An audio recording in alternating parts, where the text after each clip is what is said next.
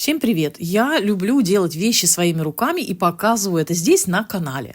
Вот сейчас держу свою шкатулку, она вся живая, рельеф неровный, линии не идеальные, и именно поэтому в ней есть ощущение настоящей ручной работы.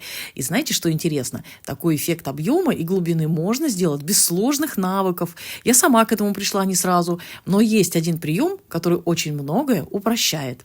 Здесь и рельеф из простой массы, и золочение по талию, и морилка, и внутри тоже есть один момент, один секрет, который я сделала по-другому, и результат получился лучше, чем я ожидала.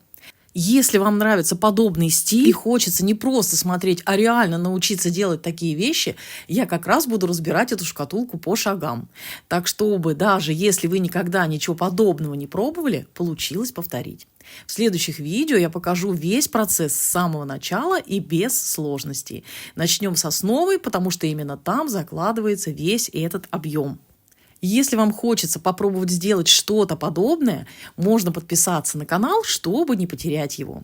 Я буду показывать все по шагам без спешки и сложности, от самой основы до готового результата. Так вы не пропустите ни один этап и сможете спокойно повторить для себя такие же вещи.